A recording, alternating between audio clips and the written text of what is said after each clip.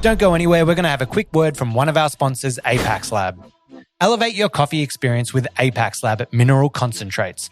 Apax Lab's precision-engineered formulas, including tonic, jam, and lilac, are designed to enhance the coffee's natural flavors. Not going to change it, it's just going to enhance it. It's going to bring out the vibrant acidity, the rich sweetness, or if you use lilac, it might bring out those delicate floral notes that you've been looking for. Trusted by world-class cafes and even barista champions, Apax Lab helps you unlock your coffee's full potential. Discover more at apaxlab.com. Wait, where was that again, Sonam? The internet. Oh, okay. Thought I was going to say the website. Thanks. Today's episode is brought to you by our amazing sponsors at Eco Barista. The reason I sound like this is because they got massages at our stand at Mice, and so I'm getting a massage while recording this message for you. They're the best sponsor of the pod that we could have had. They have the best eco products. This probably sounds really pornographic, but it's not. I'm just getting a massage. They have the best eco-friendly coffee products. They got coffee bags that you can design yourself. They got cups. They got iced coffee cups. They got everything you need. So make sure to support them because they support us. Head to ecobarista.com.au and get 15% off your first purchase when you sign up. Oh, mama, that's good. I was going to say, what age do you have to be before you start writing the email to a business? Well, I'm an old soul, so. Yeah. Because there's also something just about I've definitely hit that age where I'm like, I just want to let them know because I think it would be beneficial for them to know for their business. Constructive feedback. I'd rather get an email than a Google review, that's for sure. Yes. Absolutely. If you've really got a problem... I had someone take down a Google review. We had a bad review in our first weekend at Paperboy, and I sent them a response. And anytime we get a bad review at any of the shops, I make a point of responding to it for more or less for whoever reads that review, not necessarily the person who's written it. It's to be like, okay, so someone's left a bad review, and then anyone looking at it goes, the owner's at least taken the time to respond, and has taken it on the chin, that sort of thing. They've offered it, hey, come back, we'll shout your meal, that sort of thing. And after I did it, and it is sincere. It's like to say, hey, look, we're not perfect. Yeah. If you think our intention was to serve you something that you didn't enjoy, then perhaps reconsider. But please give us an opportunity. I'm sure we can make you happy. They took it down the next day. So I was like, hey, there you go. That's how you deal with bad Google. I think sometimes people just get in a foul mood and then you offer kindness and they're like, oh, well, I look like an idiot. But you also get the person where it's like someone who's been an absolute ass in the shop and they write the review thinking they're tough. And then you just write back and just verbatim describe exactly what happened. It was like, I actually asked you to leave because you yelled at our 16-year-old employee in their face or whatever it is. And then just so that people, when they read through, they're like, okay, this review's maybe not. Take it with a grain of salt. Yeah, and if I was going to lean into sort of like a teaching moment for this particular one, I would have said, hey, just also a little bit of feedback on your feedback. Like the voice that you left this review in was quite aggressive. And I'm sure I know you're upset, but perhaps try and interact with us in a more positive way. Treat us with a little bit of kindness and we'll treat it with you because there's a big part of me that wants to tell you. On today's episode, and we have... it's all there, baby. That's the best part of the episode is always just preamble, the little ramble. bit before the amble. Last time we had you on, I think we did a bit of a In the Jungle rendition where we just sang a bit of a Wimboy. Yeah, a little bit of a cappella. It was beautiful. Yeah, but on today's episode, Dan Dick, you know him, you love him. He started this successful series of cafes known as Nigel. He's now started Born and Raised Coffee Roastery. And we've got a new cafe on the list. We've got Paperboy Coffee. So today we want to get Dan in to talk about what it's like opening a cafe today. What are some of the pitfalls that he'd want to avoid? Talk about his TikTok life and stardom on there, on the Today Show, lifting up. But this will be great for anyone that's either running a cafe, a business, or wants to get into it because Dan is always an open book. He's a lovely guy and he's always more than happy to share his knowledge. So welcome to the show, Dan Dick. Thanks for having me, guys. Great to be back for the third time. A third time. And as always, I'm your host, Rowan Cook. And I'm Ben Bicknell. And it's just coffee. We've been practicing that with Ben. This is your first guest podcast. That's it. We just sprung it on you. You're more experienced, Dan, than I am at this, so be gentle with me, you know? Yeah. It's all right. You've done 3 eps. He's only done 1. Yeah. So we're coming into this hot. Paperboy. New spot out in Surrey Hills. The first thing that I want to ask is, can you give us a little bit of a rundown of what this cafe was before you took over it? Yeah, I can. Look, it was called the Stovetop Sessions, and it was a concept cafe that was opened to serve cafetiere, the old mocha pots, essentially. Yeah. It was a mocha pot. It was proudly The Italian classic. Yeah, Australia's only mocha pot cafe.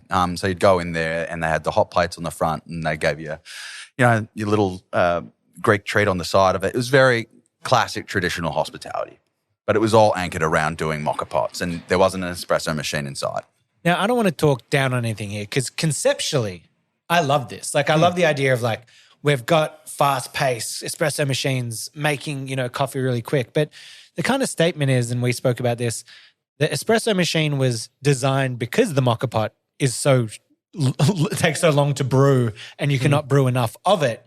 And that kind of was probably the purpose of it. So I like the idea of slow living, coming back, enjoying those little moments, but was it feasible to just do a cafe that only sold stovetop? Look, unfortunately, it would prove to be a bit of a flawed system. And as you said, he kind of essentially reinvented the issue that the espresso machine was designed to solve, which is how do you make coffee consistently and quickly for lots of people at a time. So, the feedback I got from some of the customers said it was so nice. It was a really lovely concept. The guy was lovely, absolute gentleman, but it becomes difficult to pop in for a quick coffee when it was never sort of able to be guaranteed that it'd be quick. Feels like a good pop-up idea to me. Yeah, like it feels like let's do a 1 month of being like, let's relive the slow old days and like enjoying that moment. We'll do the stovetop sessions. Yeah, and look, I think what I'll applaud the former owner in attempting was to find a niche in a market where a lot of things have become homogenized, which we know, So what he did succeed in doing really well in this location was identify a market. So it came, the opportunity arose because I'd been going in and had befriended Paul, the owner, who was a really lovely guy, because it's around the corner from my house. Like we live a 10-minute walk from this cafe, and I grew up around the corner, so like literally 4 blocks away. And my first job was selling newspapers for the news agency on the median strip that is in front of the shop. So when he approached me to sort of say, I don't know if I want to keep doing this. I've given it a crack. It's not really working out. I sort of thought, this would be a really interesting opportunity to sort of return to my roots in a couple of different ways. One being like literally the site of my first employment being, and imagine you had, I think I was 10 when I took this job at the news agent. Imagine your 10-year-old kid comes home to you and says, I want to sell newspapers in traffic, essentially. So this is the sort of thing that existed in the 90s and earlier, but so I thought it was a kind of a nice return to home moment for us, and fortunately for me, sort of aligned with, I guess, some of my goals more in the immediate term to be closer to home, closer to my family, and to sink my teeth into a project that goes back to what I'm good at, which is just hospitality, making coffee, being part of my local community. So I know that you're always going to have your, fingers in every pie a little bit in how you're doing it, as it were, but yeah, I was going to ask that. Is this idea that kind of Nigel, you've got humming into a bit more of a machine, you've been running it like that, and this one is like now a project that can bring you closer to home and really just like take root there? Yeah, definitely. Has it played out that way? Well, look, it's at its challenges for sure. The real sure. question. Yeah, it's at its challenges. I think I've gone nearly 6 years and done 7 venues in that time. And I think for a long time you have this idea of what your career is going to look like and this kind of permanent, constant growth mentality, the hustle culture sort of thing. And the reality for me has been that it's not always in line with the other priorities in my life, which is my young family. Not to mention that it is exhausting, and people who can continue in this industry to do project after project and acquire and develop new businesses, like my hat goes off to them because it's exhausting. It is labor intensive. It's expensive. And, I've had a really good 6-year run of it, but I've had a couple of, I had a pretty significant failure in my 4th venue, which I parted with last year. I had another business which I sold 2 weeks ago, which was a great little shop, but it came at the expense. Like I found that I'd spread myself too thin. So, I mean, I guess it's a little bit counterintuitive to say I get rid of one and add another. But I sort of thought geographically I was stretched too thin, and I wanted to bring myself closer to home. Plus, I've got an interesting opportunity with this location is that we've got a first floor, so I've actually built an office and a conference place, and we've got somewhere that can be a bit of a launching pad to make what we've got better, as opposed to scaling out. Now we're in an active deceleration process at the moment. Yeah. The first one that you were talking about was the Nigel in Glenferrie. And if you've we're in Melbourne, Australia right now doing this. So Nigel is really high quality coffee shop. There's been a bunch of them, but the Glenferrie station one, that didn't work out. And you've just sold your Cremorne one. That's right. Tell us a little bit about that, the decision to get rid of that. And also, more interestingly, you got a bit of backside knowledge here. Tell us how you sold it. So I reckon I'm the Facebook marketplace goat at this point because I've now moved to businesses independently on marketplace. So I didn't even know you could you just list it. Yeah, just put it up. Yeah, because then I guess you do all the contracts afterwards. Yeah, exactly. Yeah. So as long as you've got the transfer of lease and your Section 52s and you've got someone legal looking through it, then cut out the middleman. Sorry, business brokers out there, probably not things that you want your potential clientele to be hearing, but I was able to do it for myself. So the first one to touch on would be, Nigel Glenferrie, which was an acquisition I made towards the tail end of the pandemic. It was a business that was started in the pandemic, and that was why I thought it was a bit of a non-starter.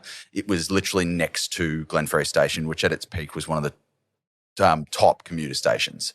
It wasn't on Glenferrie Road. It was tucked behind in one of the laneways. And I thought, cute Melbourne laneway culture, that'll do. It's next to the university. We've got these two big touch points, which are usually like bank for takeaway coffee shops, transit and universities, or a big hub.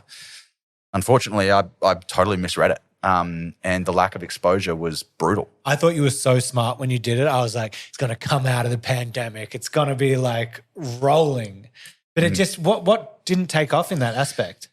The volatility of flexible work. Yeah. So a large cohort of people who would have previously doing their Monday to Fridays at the university in particular were militantly against coming back any more than 2 days a week. And what I've found, not just in that location, but across all our locations, now with the flexible work arrangements, if there's any sort of severe weather event, forget your day. Because if you're next to an office when it's pissing rain, people are staying at home. They're working from home that day. So we found that was the extra added volatility for that location in particular was significant.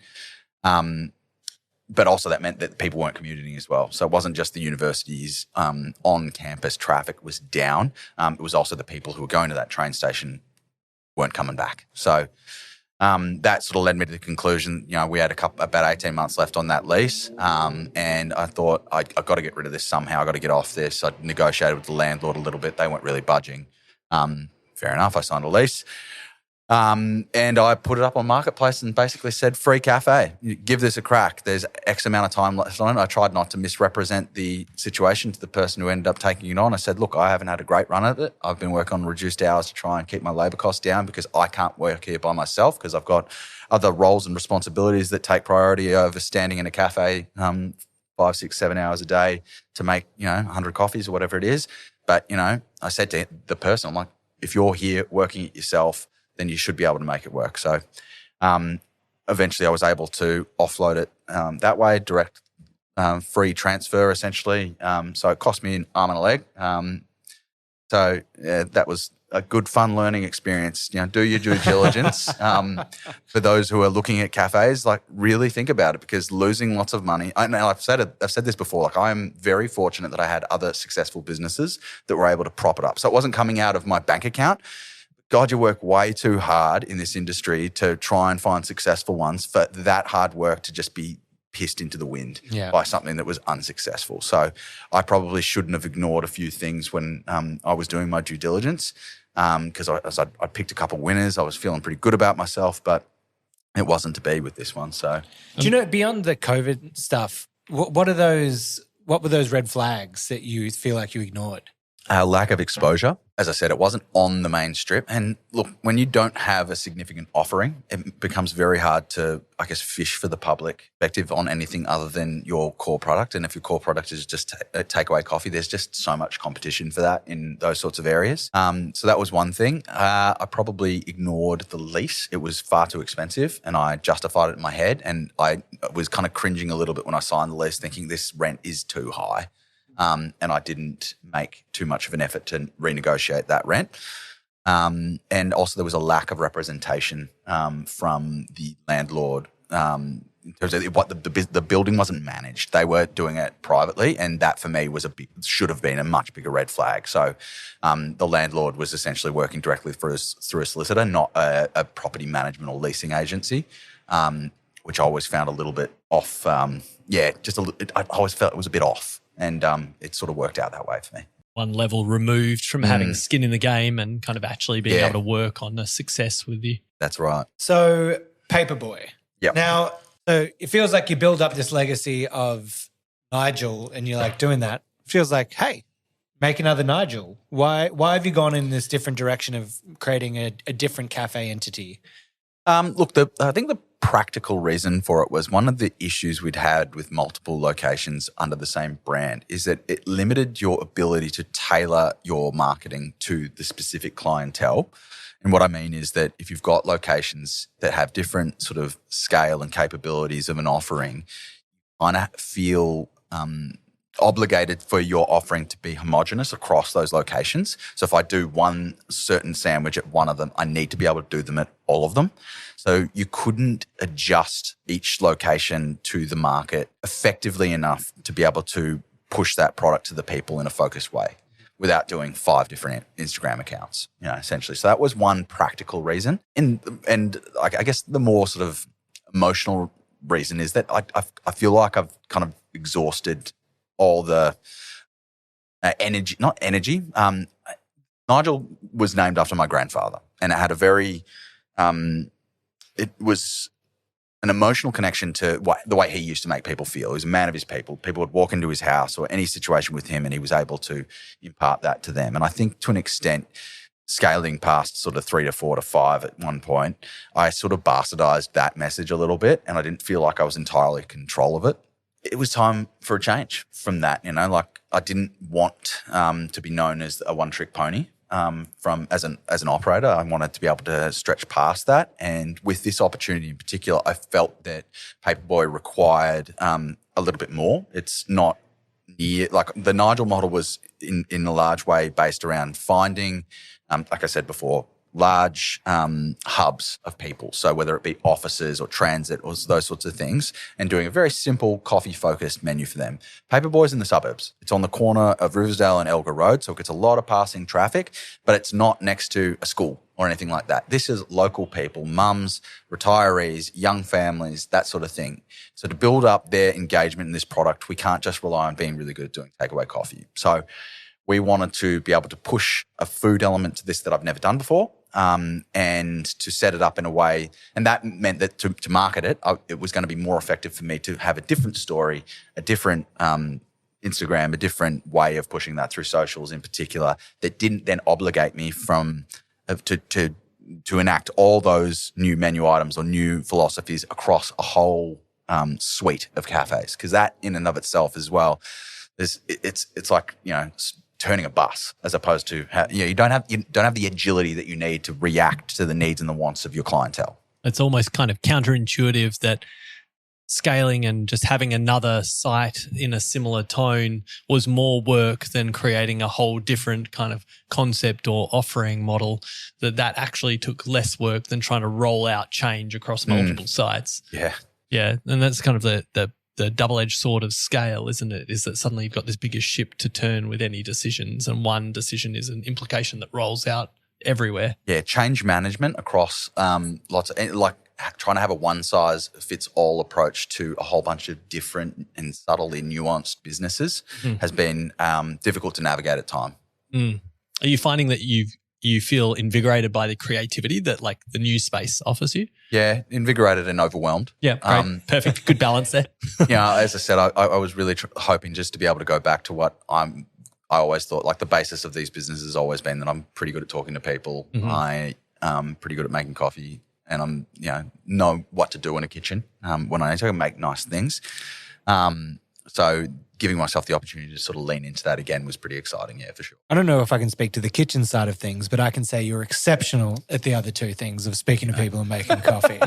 You'll have to make me something a bit later so that we can test out the cooking skills as well. Sounds good. Oh, we've got a question from producer Liam, dialing in from over here on the other side of the table. Yes, Liam. Dialing in. Dan, we had Nathan Tolman come in a couple episodes ago, and he kind of went through the whole kind of every cafe that he opened had a completely new brand kit. And you've kind of now seen both sides. Has this also inspired you to go, cool, if I ever open another one, I'm going to completely go from scratch? Or will you go, nah, if this one, which will, knowing the ingredients of this, if this goes well, will you do another?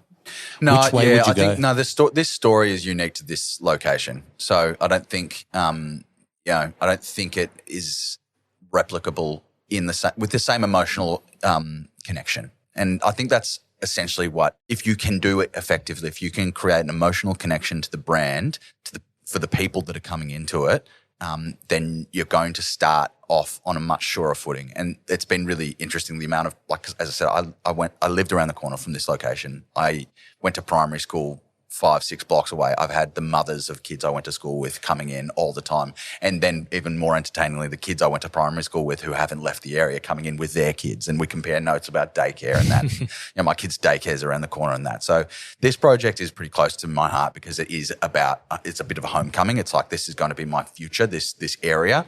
And I know the power of what a good coffee shop cafe can be. It supplants itself into the heart of a community in this sense, and that's what I'm really trying to achieve in this particular one. So if we did do another cafe, I'm probably not going to do another one for a little while. What a speech. I got to see it. For real. Oh, God. Hey, coffee, I've said it before, coffee is my love language. It's as cringe as that can be, but it can... Embrace the cringe. Yeah, Lean seriously. in, say the things you want to say. But, I know what it's like because I see on these parents who've just dropped their kids off to the same daycare my kids go into, and I could see the frazzled nature, and it's like, bad drop off, and they're like, yeah, tell me about it. I'm like, here you go. Oh my God, you've got a way to connect now that beforehand you and I were the out of school boys that were just the stupid young guys that maybe the parents would be like, oh, they're a bit of fun, but now you're connecting on a whole new wavelength. And I'm talking dad chat. I'm talking with parent chat with all the as I said, my daughter goes to sessional kinder just up the road. My kids are going to go to primary school around the corner. I'm set for the long term,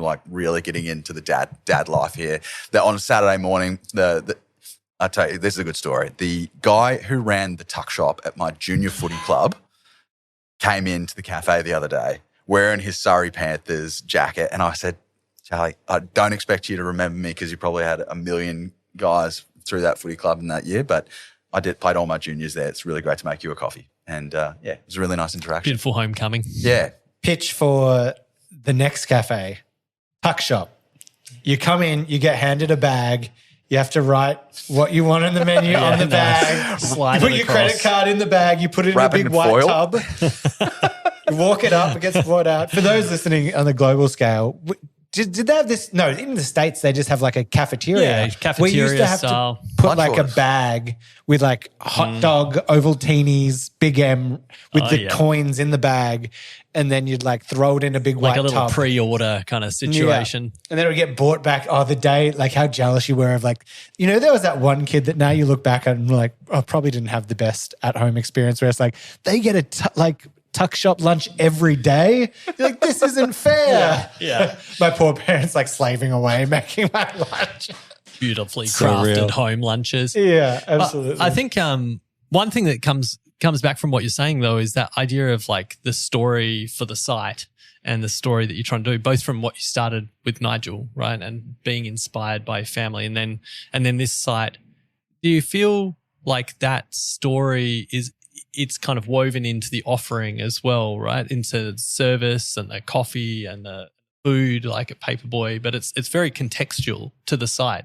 You're talking about who are your customers there. Yeah, I think with this one, it's a large part to do with my it sounds arrogant, but my presence there. Whereas with all the other stores, I had ceased to be as present in them because it wasn't feasible. Whereas I'm making that a priority with this one being there. And in the same way, because it's like we're so connected to the people that are there. Like my wife's there all the time. My kids I need her to not bring them in when I'm working because they just help themselves to all the marshmallows and come behind the bar and that sort of thing and hassle me. But it is nice because there is a community of parents out there, so they kind of get who we are and what we're doing for that from that perspective. But I think knowing your customer like that, no matter where you are, is super important, right? And that builds on the success. And the same as like the other sites. Who are you servicing? What do they need? How do you make their experience really good? Yeah, and I think that's been another focus so far. Like it's only been 5 weeks, but after 2 weeks, I sort of realised that I'm like, okay, one thing that I'm limited in, like I've got these skill sets, but as I said, food was always going to be a thing that was going to require some more attention. And I was like, I'm going to be locked in. I'm going to do this because I love cooking. I love doing that sort of thing. I've got enough information. And the reality was, I'm like, I need help. I can't do this myself. I am too stretched with all the other things. I was settling the Cremorne Cafe. I was dealing with sick kids at home. I was working constantly. I've got other things to do with born and raised and that. And I'm like, I just don't have the time and like mental bandwidth to give the focus that this needs. So I end up getting a consultant in, another Bicknell. Not related, but but amazing. Seems like it's every Bicknell is just great. Oh no, we love Bicknells around here. But yeah, Tori came in and helped us write a menu and trained up a couple of my staff members and took a simple toasty menu to the next level. So we can actually do food that people there were coming in and going, oh, it'd be nice if we could get X. And we're like, I'd love to do that for you. I just don't know how. So would you call yourself a sandwich shop? Definitely not. Oh, okay. Just making sure. Dick's Deli we is do brunch. Coming at you. Okay. Dick's Deli, nah. On the last pod, there was a whole, I think Dan's hot take was just like, enough with the sandwich shops and just going off. And then hilarious, we had Bangin' Sangers on the pod and who just all he does is review sandwiches. And Dan made a joke in the comment section about like, oh, bloody sandwiches, this isn't good. Bangin' Sangers doesn't get that this is a joke from the pod and just starts like laying into Dan in the comments about like, you don't understand. Awkward. Yeah, it was awkward. But give us a rundown of, so Nigel's food-wise, we're just kind of like, it was all pre-prepared, on the go, ready to go kind of stuff, sandwiches, that kind of thing? Yeah. And one of the big selling points for us at those ones was that we did all our own baking. So as opposed to buying stuff in, we still get croissants and that, but we found a very simply executed, humble menu of like homey baked goods that make you think of your gran sort of thing. And that's done us really well. Like Armidale in particular, we sell like so much cake that we make in that location. It's really exhausted the space that we've got there. But as soon as you offer something that you're making there, everyone's just like, oh my God, the difference. It's a point of difference for sure. Because everyone's probably seen the same little birthday cakes in every other cafe in Melbourne for those ones the last 15 years, so it's nice to see something different. And then what's the food offering at the new one? Like how much does it evolve now? So now we've got a menu, and we're doing quite a lot of food from something we don't have a cooktop, we don't have any of that. We're doing it a lot of stuff, like more sophisticated food that's done, we prep in advance quite a lot of things like, we've got a really awesome salmon tartine that we've put on. We do like a lemon cottage cheese, but cottage cheese is blown up on TikTok recently because of the fitness community. So I go in to try and source cottage cheese and I can't get it anywhere at the moment. So I taught us how to make cottage cheese. So we're doing fresh cottage cheese. Oh, you're making your own cottage cheese. Turns out it's really easy. Yes. And a lot cheaper to do it yourself as well. Is it just like putting rennet in like... You bring milk to a temperature, put some white vinegar in it, let it split, then strain it, add cream and... Cottage cheese, away you go. Cottage cheese. And then how good is it when you're like, we make that in-house? Yeah, people love it. It's like, oh my God, you own a cottage? Yeah. Tell me about this mysterious bowl of white. Oh no. We're doing like an awesome salmon tartine sort of thing. One of the most exciting ones we put on the menu actually was sardines. Oh. And you can smell it any time anyone orders it. You walk in, it's like, oh, someone's had the sardines. But like can of Portuguese sardines, you crack the tin, put it on the sandwich press, and it kind of like confits the sardines in the tin. Then you serve it with condiments on the side, toasted sourdough. It's like people have come in like, I didn't think I'd like this, but it's really delicious. I mean, you got to hit it with heaps of acid. So we do like a Worcestershire sauce, vinaigrette that goes with it, and lemon and that, and just nice butter. So it's heaps. Anyway, talking into sardines, but yeah, it's been really popular so far. Talk to my mum. She loves sardines. Omega-3s, fatty acids. 20 grams of protein That could be per serve. divisive kind of like menu item. Yeah, we're talking about doing like having a bit of a smash, the breath ruiner. The bread ruiner, just call it that. Adding confit Or garlic. just call it all like, friends, yeah. apologize to the other customers. As soon as it comes out, it's like, sorry guys. You actually pair it with the peppermint tea after, you know? A palate cleanser. Yeah, palate cleanser and cleaner. Yeah. But no, so we're trying to push it a bit further. Like, you know, we can't do poached or scrambled eggs, but we're doing soft-boiled eggs. It turns out it's really easy to do eggs on toast when you pre-do them and then just heat them to order. So way easier.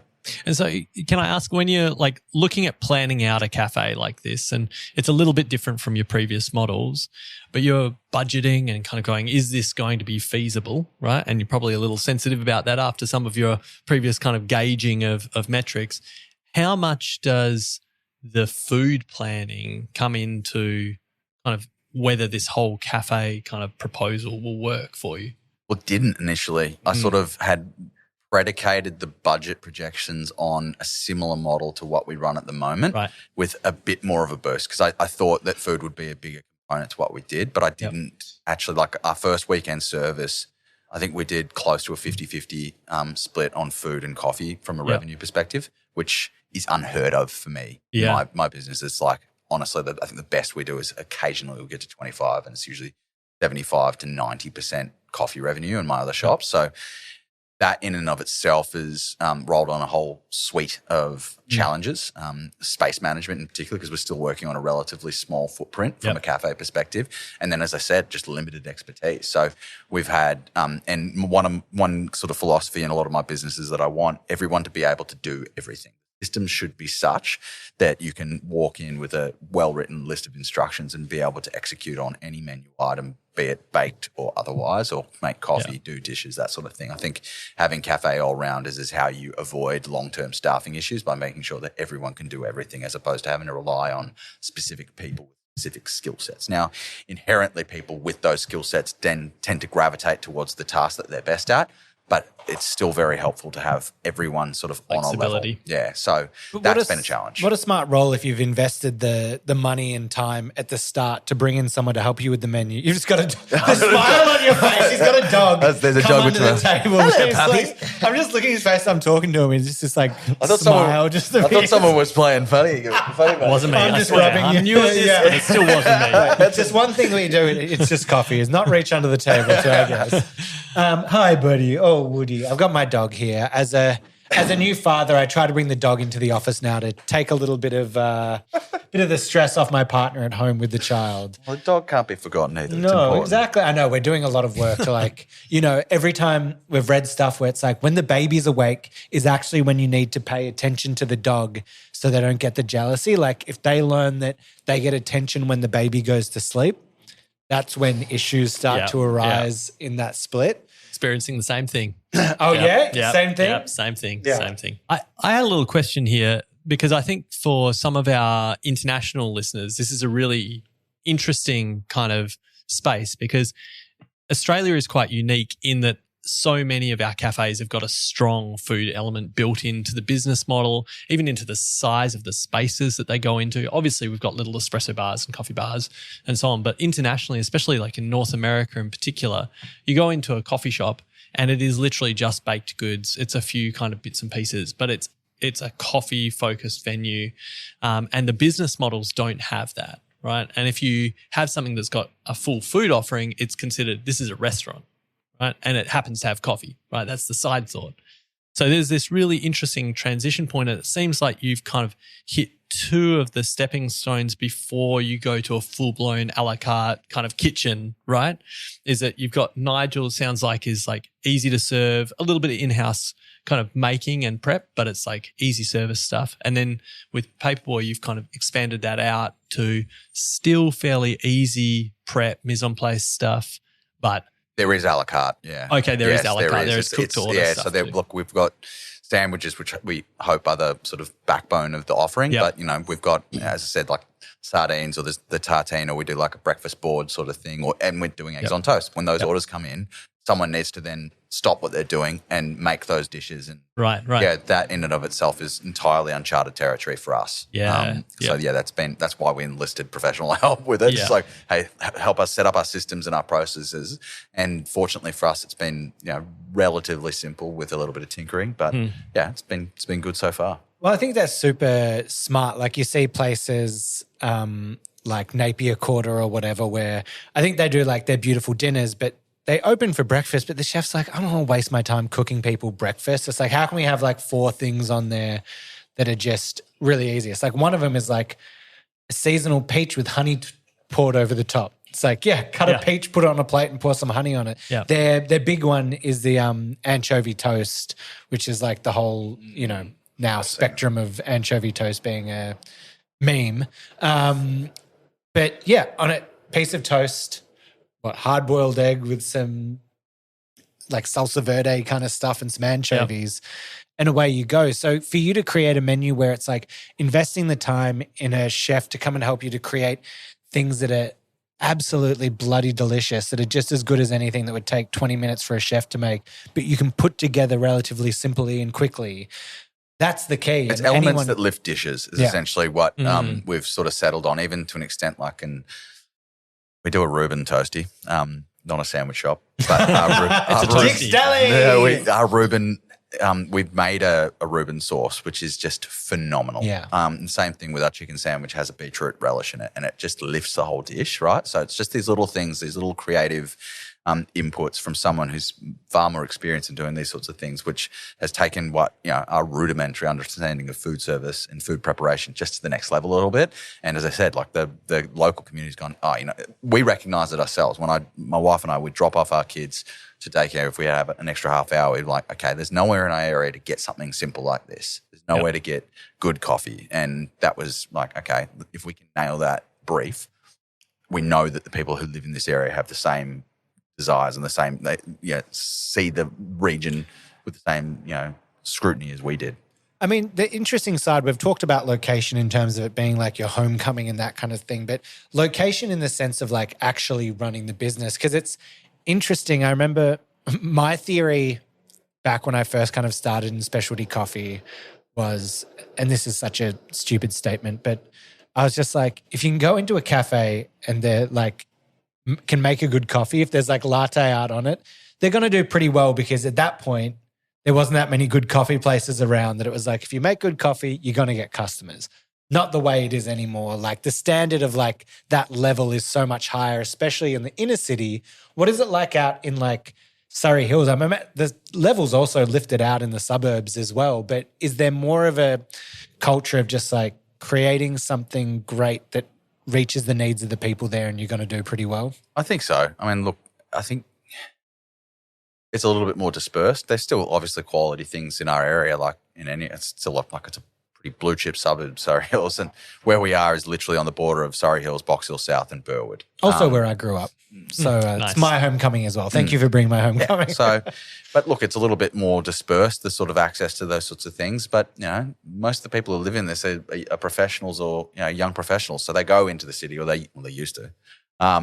They go to hubs where there are places like this. And I think the cafe scene has for sure realised that, like, if it's good there, then it's going to be good here as well, out in the well.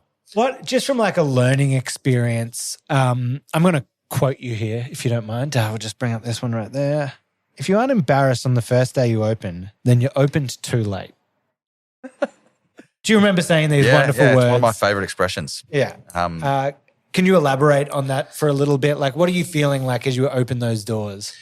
That I'm not quite ready. Yeah. But we have a simple premise, which is that we want to execute good hospitality and make good coffee, and hopefully have some complementary things to it. And if we can achieve 2/3 of that, then we're probably going to be all right. You don't want to let you want to be agile in the way you address the concerns as they come up. But this idea that you should be a complete and perfect finished product on day one, I think is a fallacy. Like, I think it puts unnecessary stress on operators and staff as well. Like, you have to be perfect all the time. Like, the person I actually stole that quote from, borrowed or was inspired to use from, also had a bit of a philosophy in businesses where they, I don't necessarily agree with this one, but they banned perfection, the concept of perfection, because their belief was that if you were spending that extra couple of minutes trying to get a dish or a coffee from 90 to 100, the perception of that quality was deteriorated by the lack of efficiency in delivering it. And you're better off trying to give 80%, 100% of the time than going for 100% and failing most of the time. So I think in that sense, if you lean into that sort of a philosophy as well, it's like, I think people are looking for humble things. They don't expect perfection all the time, but we can give them good hospitality, and that gives us the latitude that we need, that when we do make mistakes and we do embarrass ourselves, hopefully we've generated enough of a rapport that they will either tell you or you can pick it up and you can manage it on the fly. Yeah, and I think it goes back to that waiting almost from the foundation of the cafe that you took over is great hospitality, but then there's a balance between what the service time is, what the quality of the product is, but you don't have to be perfect on all of those. They just can't be outside of the expected window of delivery. And I think a lot of cafes these days, I worry about the cafe industry a little bit because of the ridiculously high standards that we've set ourselves as an industry in Melbourne. Like, I see some places that are open and I just shudder to think how much money they would have spent on fit outs and that sort of thing. And I'm just like, I know what the numbers are behind these things from a profit perspective, and the repayment or the, even just the break even on some of these things, even if you're getting commercial contributions from landlords and that sort of thing, it's just ridiculous. And at the end of the day, it is too hard to make a profitable business work if you're sinking your life savings and significant borrowings into these things. And like, I think there's something to be seen. Like, for you look at some of the bigger operators in town and sort of the way that they've changed and adapted their models. And like, look at Only Hospitality Group, enormous, huge business. They have offloaded a very significant part of their cafe portfolio, and they're just going to do their coffee roasting, and now they're doing pubs. That's got to tell you something. I've seen other big brands that are going, maybe we need to move away from wholesale and start focusing on online retail or larger scale, quick format sort of retail as well. Like, I think we need to be mindful of oversaturation more so than ever, and definitely mindful of overcapitalization. It's overcapitalization. And I think there's also this case of over focus on the things that don't really have an impact for the customer. So exactly what you're saying is that hospitality, which is about care and good hiring and not really much added expense, it's just treating them really nicely, can have this huge impact that $1 million fit out still might not hit home if you don't get a smile when you walk in the door. Yeah, nail the basics. Yeah. Yeah. And I think it's fascinating as well. I've been just traveling around the United States and going into a lot of cafes there. And those places, it's refreshing how still threadbare and kind of startup feel like a great little coffee bar is, that's still got a whole heap of people coming in. It's like recycled furniture. It's a whole heap of plywood. And, it's still a great experience, and you're warmly welcomed and you get a really nice coffee, and it's great kind of outcome. And I agree. I think that some markets can get really distracted by the glitz and the one-upmanship that is not really based on a one-upmanship that the customer wants. It's just in comparison. Who's asking for this? Exactly. It's a question you've got to ask yourself. It's like, what does the person, who's coming here and what do they want? This is like, I think, a really crucial, fundamental question you should ask yourself before signing a lease. Well, think about when we started. There were places where it's like, the chairs were mismatched, like different like cutlery and plates. Yeah. Like, there were even cafes, like when we started, the coolest cafes were just like out the front, it was just like milk crates around, a little stool or something as the coffee table, because it was like people just were like, I want to do cool coffee. I don't have a lot of money. I'll just throw some things and hope people like it. But now, because we've raised the bar, it's like, well, I've got to do better than that last thing. I've got to do bigger than that last thing. And it just kind of sets an unrealistic expectation that probably no one kind of wants. In fact, you know what? I'm going to go back to what I was saying at the start. The stovetop sessions. Give me more of that kind of stuff. Just do something different if you're going to do it. We're getting mixed messages here. Well, I think it's kind of interesting.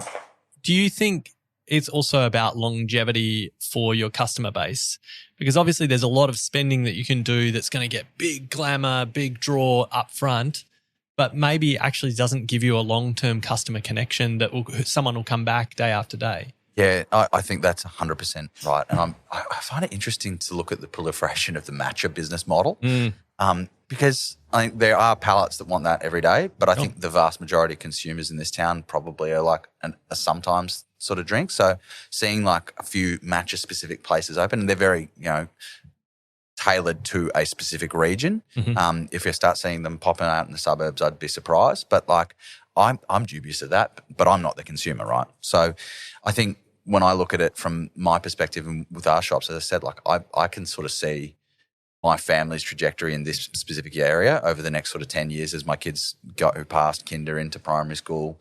That's a decade proposition for me. And I'm like, okay, I'm going through this journey. And a lot of people in this area that we're connecting with are going on the same one. So I figure as long as we continue to do what I think we can do, then this business should have that. Like a local cafe hero should really be about people for as long as it can. And if it maintains that singular focus, then it's probably going to be okay. Turn up, mate. I've said it a couple of times. Like I really think we should be thinking about how we make people feel they walk through the door. And how they feel about the thing that they had when they're there, when they leave. It's important. And that's why I want to go back to the roots of hospitality. It's like warm greeting, make people feel like they're not spending money, they're going to visit. You started Born and Raised. How long have you been running that? Like close to 4 years now. I think it's 3.5. Yeah. God, time goes too quickly now. Like every time I speak, I'm like, what's it been, like 2 years? Like, 4 years. Like, okay, crap. So obviously that was great, running Nigel, got some other partners on board with you there. But coming into this new shop, are you crafting a specific menu for coffee for that shop, or is it just based on what you have? Like, how are you tackling that? Sorry, I'll just interrupt. What is Born and Raised? Fill me in. Born and Raised is my coffee company, Yep.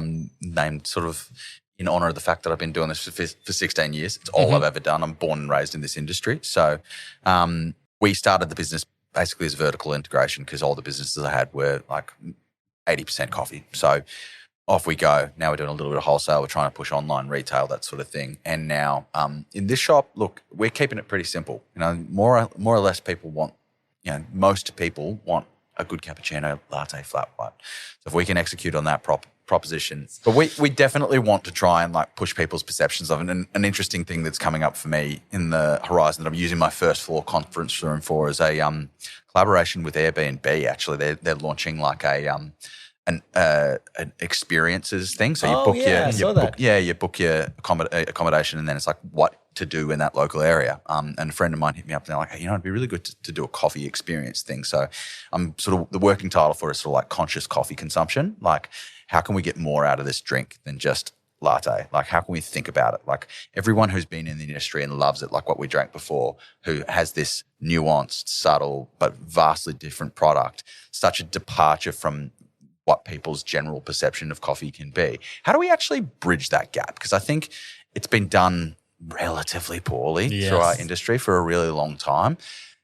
And a lot of that is based on the vehicle for delivery, which is this very like rigid standard of coffee delivery, which doesn't allow for interaction. And something like this, which is a bit more like a wine tasting event. So I'm excited to launch it because it's going to give me a platform to sort of talk, really nerd out as well, which is one thing that I've really enjoyed about getting back into starting Born and Raised. It's brought me back to this. One of the things that I loved about specialty coffee when I started making it, it's like we actually get to think about it. It's conscious, as I said, conscious coffee consumption. It's like, let's think about this as opposed to it just being a hot thing in our hand that starts us off for the day, which is still highly important.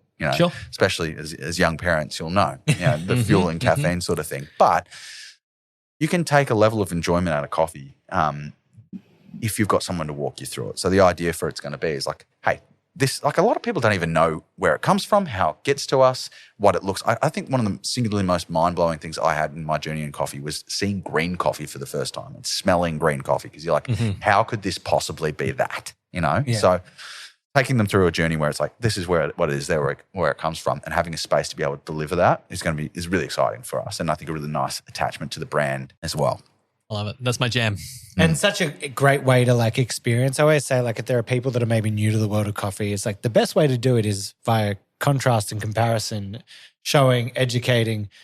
This one tastes very different to this one and actually making that actively noticeable. Because I do notice that sometimes with like non-coffee people, I'll be like, try this one. They're like, yeah, it just tastes like coffee. Yeah. And I think taking back to your hospitality roots and what's at the heart of that, of like reading the person, taking them on a good journey, meeting them where they're at, is that it's the biggest thing if you're trying to get people to try, I normally get a latte, 2 sugars. How do you set a bit of a different tone, but make them feel safe and comfortable to explore something different with you, right? It's like if you hand someone some crazy long anaerobic ferment Ethiopian and they're normally an extra hot cappuccino with 4 sugars, like The tradie special. Exactly. If they're not expecting that, then it's going to clash, right? And you were giving some examples of some restaurants experiences earlier as well. And I think, there's that cool opportunity to say, all right, it's going to be okay, but we're going to go on a journey and this is going to be a little bit different and people can really have some great added value around that. Yeah, and look, we want to try and build the core values of that business around that. But look, it's been a really interesting 3 years because prior to other than running coffee shops, I spent a bit of time working the wholesale land doing predominantly sales. So I know how the sausage was made, but my job wasn't to do green inventory, roasting profiles, and that sort of thing. It was to consumer and that sort of things, be a fast talker, wheel dealer sort of thing. But I'll get back into that one day. But for the time being, like now having to learn all that from the ground up's been really interesting. And now getting to a point where it's like, okay, we've done the co-roasting thing since we started and we're still doing that. And it's been a really great place to learn, but we feel like we've learned quite a bit and now it's time to kind of grow. So I've been trying to find a forever home or at least the next step for quite a while. And it just hasn't quite happened. There's a lot of hurdles to jump through and unfortunately requires a budget that I didn't have. So I'm sort of going back to the planning stages for that at this time and hopefully we can square something away down the track. But for the time being, we're just going to focus on those fundamentals. And so you were in the first few cafes, you were working with a coffee supplier. Yep. And they were supplying that moment where you wanted to move into roasting your own. Obviously, as you said, it was a case of vertical integration. But were there some things there that took you by surprise or that you hadn't realized before you went on that journey? The kind of lightning bolt moment for it was just when we opened the second shop, how much retail we were selling and how much I wanted that experience for the space that occupied that consumer at their home to not be owned by someone other than me. Yep. That was the learning point. I was like, this person's going there and they're experiencing something that I'm not in control of anymore. Whereas if we make it ourselves, sell it to them directly, then if they like it, because if you're selling someone else's product and they like it a lot, then they probably go on, like this is a culture. It's a culture of convenience. So they might go online and then you'd lose that sale. Whereas now they can get it from the store again or they can get it from my online. Either way, I own it. Sure. And it's a weird experience when it's like they're getting it because they've come to your cafe and enjoyed it to then also muddle that brand experience when they're at home. It kind of creates this muddy waters that you don't quite know what's happening. Whereas, because the reason people are buying the retail most of the time is because they go, the coffee was great here. I should buy some of that. Yeah, exactly right. And look, coffee is unfortunately a really imperfect product in that sense. There's so many opportunities for it to go wrong from picking to processing to storage to shipping to the person who's making it. To all those things. There's sometimes how many it's hands. Incredible it tastes good when it comes out of the other end. I envy the alcohol industry just because when a som cracks a bottle, at least it's a finished product. Whereas we've just got so many opportunities to do it wrong and badly. I think just having that product, that extra element of control, being able to, I think we understood what our consumers valued in their coffee drinking experience, and we were able to sort of reverse engineer our product to suit that. But then we were able to lean into the minutiae a little bit more, like that pointy end stuff where we do have people who are a little bit more interested in that conscious consumption. Yeah. And we could actually then curate what they were we were able to share with them on a much more controlled level. And then as we've extended that into the wholesale land, we can work with our customers to be like, hey, you tell us what you like and we'll buy it, So help us do a good job for you because you know your consumers better than we do. So, and that's been pretty effective for us as well. Cool. And if there was a cafe owner or who had a series of cafes, maybe in a similar situation as yourself a couple of years ago, 3-4 years ago, that was looking to go down the similar path, do you have any top tips that you would say, here's a couple of things to really think about or ways to approach dabbling in the roasting? Make sure you love it, firstly. Like if you're not in it and it is too hard and it is too volatile. But secondly, be realistic about what you think the financial benefits are going to be. Because if you're like, I can do this for cheaper, then it's probably the wrong reason to do it. Unless you're really happy with buying crap at a low price. I just think that's the wrong way of going about it. And we've learnt that we didn't learn it, we knew it, and we fortunately have structured our business the way that didn't rely on it. But the last couple of months has been really eye-opening, where your cost of goods has essentially doubled from this. So what was, fortunately for me, a fairly profitable situation, being my own biggest customer, I supply, a couple hundred kilos to myself, but I had to put my own prices up, and good thing that I was okay with it. You had a few stern words with the roaster. Yeah, well, when I put because we put the prices up of our coffee across the board, and I literally said to them, like, hey, I addressed them in a note at the till because all my shops do counter service. Like, you'll notice your coffee's gone up. You probably also know that the owner of this cafe owns the coffee company. So just to give you the perspective, and I wrote this before we actually ended up settling on new contracts. So the reality was that it was like an 80 to 90% increase in our blend components. At that time, I said, we've had a 40% increase.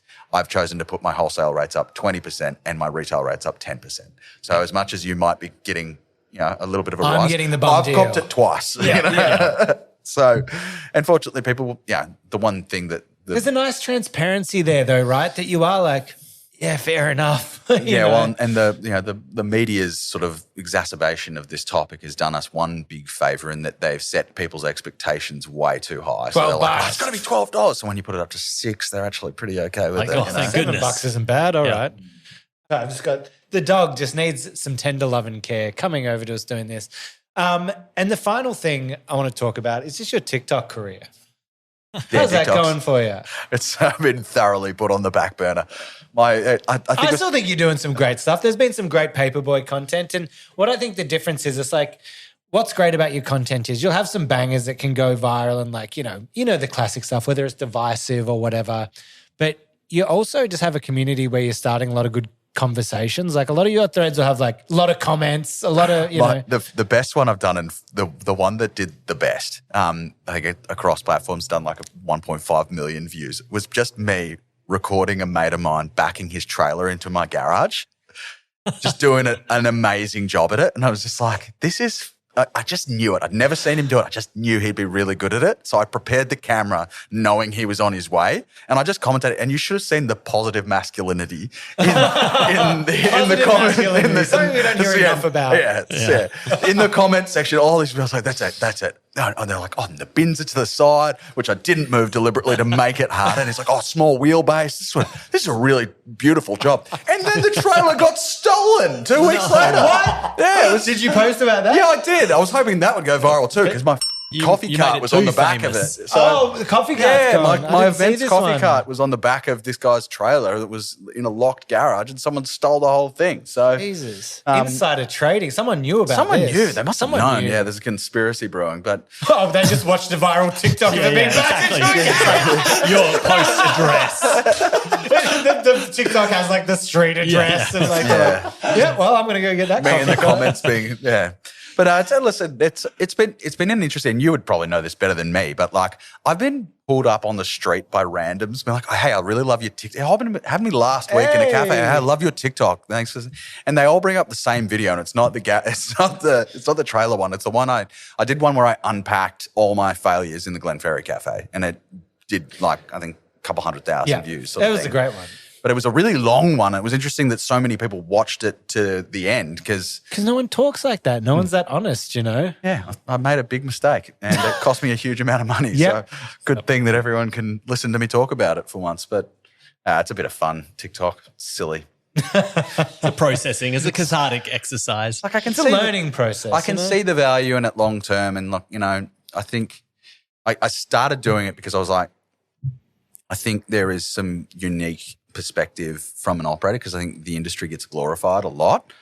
So if I could share some of those things, occasionally make it funny, but most of the time be like just probably cripplingly honest about some of the challenges that we've faced in it, and then walk through it. Then if someone gets some learning out of it, then I've done something good. You know what I mean? So that's, I guess, if I get back on it, that's going to be the basis of it. And maybe I'll release a PDF that I can monetize. Please. Teaching people.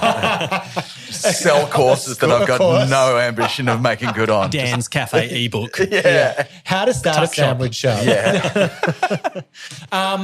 Now, thank you so much for joining us. I got to ask the question. Obviously, with yours it is, I've got a new baby. If I'm coming out to visit the shop, can you accommodate me and my child? Mate, we pack them in. You pack them in, Yeah, room for a pram. I don't get rid of prams in my cafe.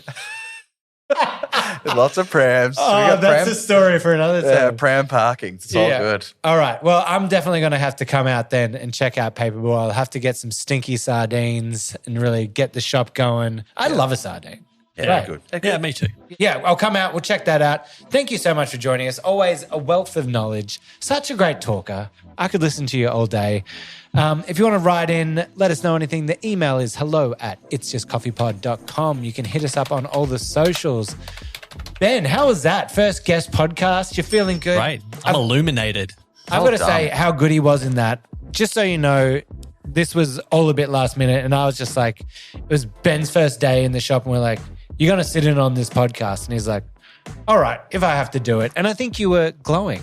I was interested. I'm excited. It's great. Hard-hitting questions. Yeah, right. Hard hitting. Just go with the flow.